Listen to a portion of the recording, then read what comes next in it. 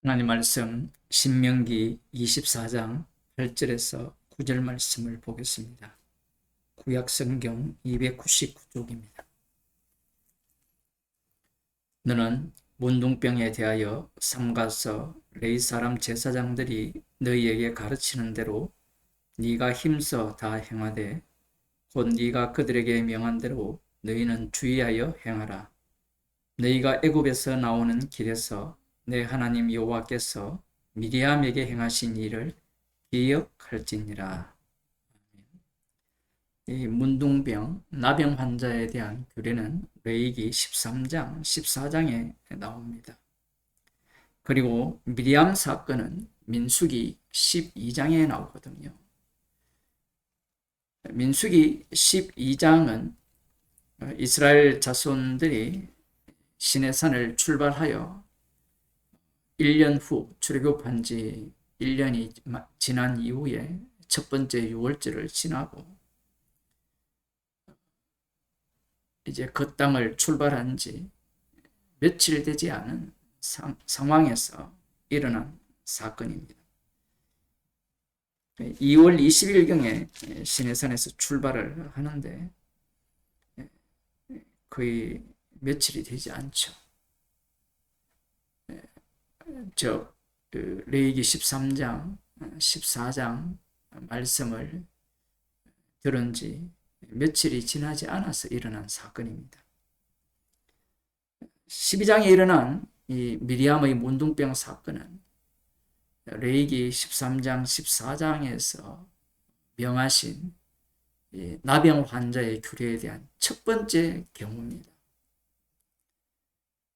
그래서 12장이 나병 환자 규례에 대한 그 의미를 명확하게 볼 수 있는 사건이라고 볼 수 있습니다. 모세가 구스 여자를 취하였더니 그 구스 여자를 취하였으므로 미리암과 아론이 모세를 비방합니다. 비방을 하는 이유는 이렇게 말하죠. 여호와께서 모세와만 말씀하셨느냐 우리와도 말씀하지 아니하셨느냐 하며 아론과 미리암이 이렇게 말하는 이유는 인간이라는 게 본래 그래요. 처음 사람을 만났을 때는 그 사람에 대해서 존중도 하고요. 조심도 하고 그러겠죠. 그런데 모세와 함께 미리암 같은 경우에는 선지자 노릇도 하고 아론 같은 경우에는 대제사장으로 기름 부음을 받았기 때문에 조금 안 좋은 말로 표현하면 간이 배 밖에 나왔다 이렇게 볼 수 있습니다. 그러나 그들의 입장에서는 충분히 말할 수 있는 입장이죠. 왜냐하면 모세가 어떤 사람입니까? 구스 여인을 취하였기 때문에 이방 여인이죠. 그러한 어떤 문제점들을 지적을 하는 겁니다. 여호와께서 이 말씀을 들으셨더라. 이 사람 모세는 온유함이 지면의 모든 사람보다 성하더라.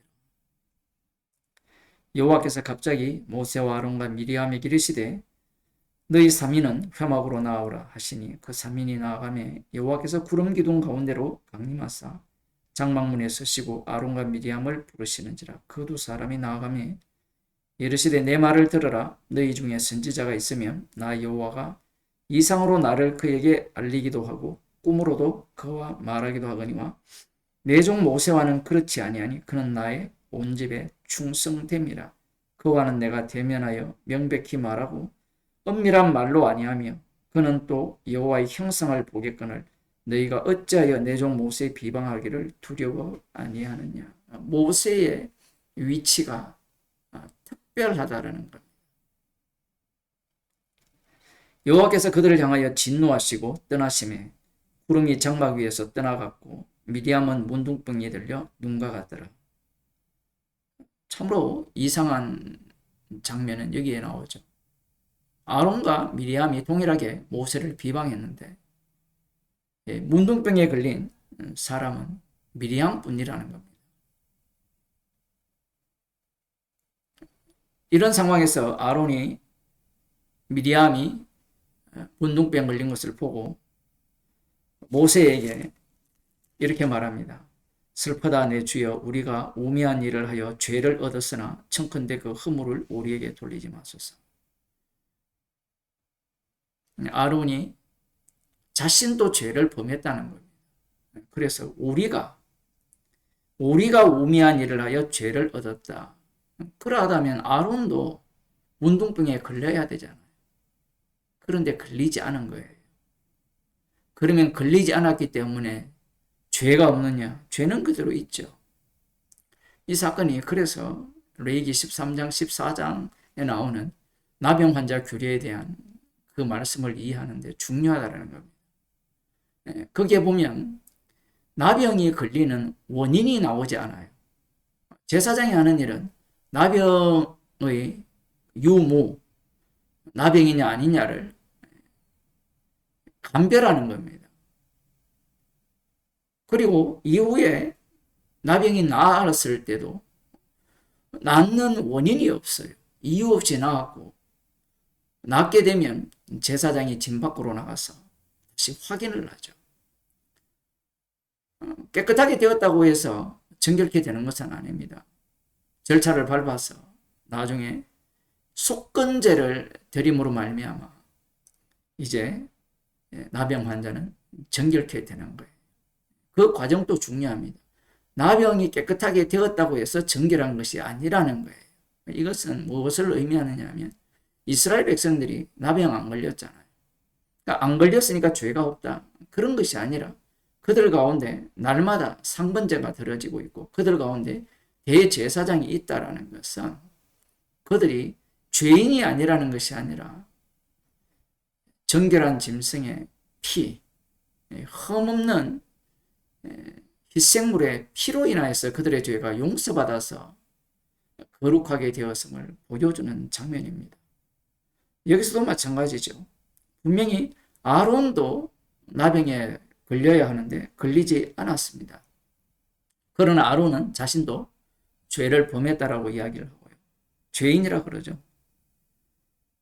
그러면서 12절에서 이렇게 말하죠. 그로 살이 반이나 썩고 죽어서 모태에서 나온 자같이 되게 마옵소서. 우리가 알듯이 아론이 대제사장이잖아요. 그러면 대제사장이 희생 제물을 드리고 제사 드리면 안 됩니까? 그 죄를 범했으면 속죄제를 드리면 되잖아요. 그게 안 된다라는 겁니다. 이게 희한한 제도죠. 제사법을 주셨다면 죄를 깨닫게 되었으면 속죄제를 드리면 되잖아요. 그런 것이 안 된다라는 겁니다. 무슨 얘기냐 하면 하나님께서 율법을 주시면 인간들은 그 율법을 기계적으로 적용을 하려고 한다라는 거예요. 그러한 기계적 적용이 성립이 안 되는 것이 레위기 10장에서도 등장하고요. 민수기에서도 동일하게 등장을 합니다. 율법은 인간이 지킬 수가 없습니다. 제사법도 마찬가지예요. 제사법을 주신 분이 그 제사법을 그대로 적용해내는 겁니다. 인간이 적용해내려고 할 때는 하나님이 안 받습니다. 여기서도 마찬가지죠. 죄를 범했으면 대제사장 아론이 속죄제를 드리면 되잖아요. 그게 안 된다는 겁니다.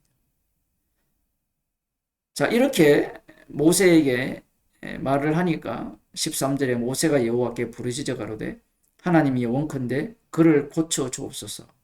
여호와께서 모세에게 이르시되 그의 아비가 그의 얼굴에 침을 뱉었을지라도 그가 7일간 부끄러워하지 않겠느냐.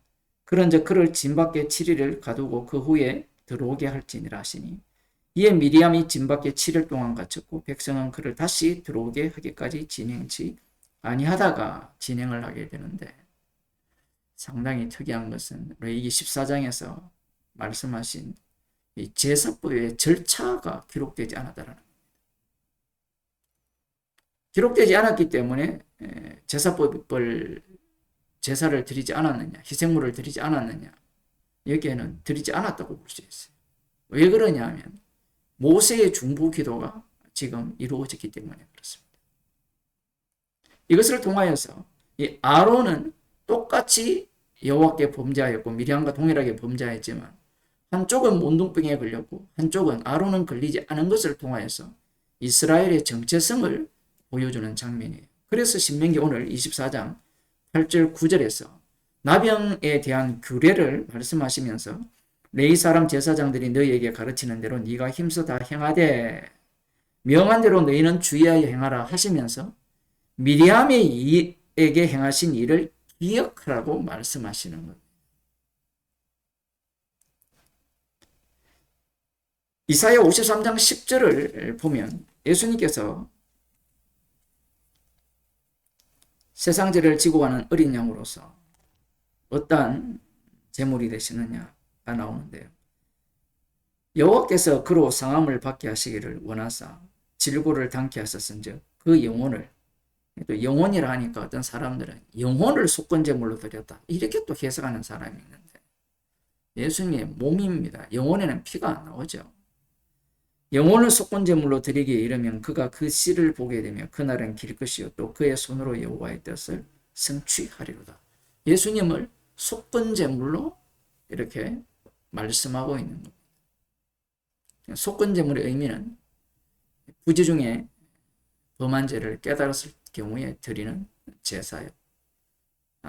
타인에 대해서 상해를 입혔을 때, 손해를 입혔을 때 드리는 제사인데, 예수님께서 속건제물이 되셨다는 것은 모든 인간들은 죄덩어리죠. 죄를 짓는 게 아니라 죄가 생산이 되는 죄덩어리라고 규정한다는 것. 누가복음 17장 11절에서 19절에 보면 이 나병 환자를 고치시는 사건이 나오는데, 여기에 10명의 문둥병 환자가 예수 선생이여 우리를 긍휼히 여기소서라고 외쳤고, 예수님께서 이들에게 너희 몸을 제사장에게 보이라 이렇게 명하시는 가운데 그들이 제사장에게 가는 중에 깨끗함을 입었어요. 9명은 예수님께 돌아오지 않았고 이방인 사마리아 사람 한 사람만이 예수님께 돌아와서 감사한 것. 이 사건을 오늘 신명기 24장 그리고 레위기 13장 14장 이사야 53장 이렇게 연결해서 본문을 보게 된다면, 예수님은 지금 이방인 사마리아인 이 사람만 돌아왔죠. 나머지는 유대인입니다. 이스라엘 사람이라고 볼 수 있어요. 이들이 나병에 대해서 어떤 식으로 해석하는가를 볼 수 있는 거예요. 그 나병이 나았죠. 나았는데 예수님께 안 와요. 예수님께서 자기 땅에 오셨죠. 오셨으면 본인들이 속건제물이 오셨다면 본인들은 죄인으로 세리와 창기로 불쌍히 여겨달라고 해야 될 터인데, 그들은 의로운 자로서 예수님을 심판하는 자리에 앉아서 예수님을 십자가에 못 박아 죽여버립니다. 이것이 바로 종말 때 이스라엘의 남은 자들의 현 주소예요. 예수님이 죄인을 부르러 오셨거든요.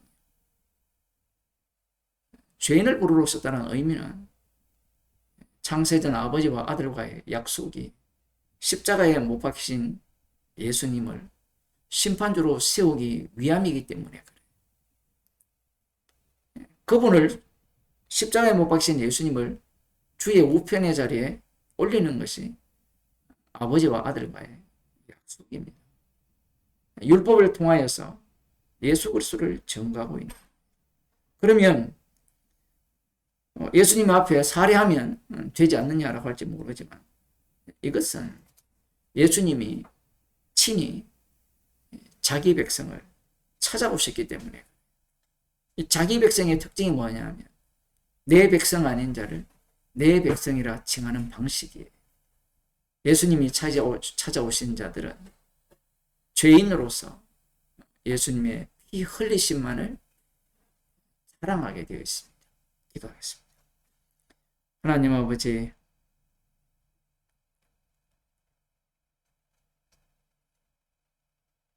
십자가에서 주님이 다 이루셨기에 모든 인간들은 죄인이며, 주께서 우리들을 십자가의 피로 죄를 용서하시고 구원하셨기에 그 피공로를 자랑하기 위해서 이 땅을 살아가게 함을 감사하는 주의 백성이 되게 하옵소서.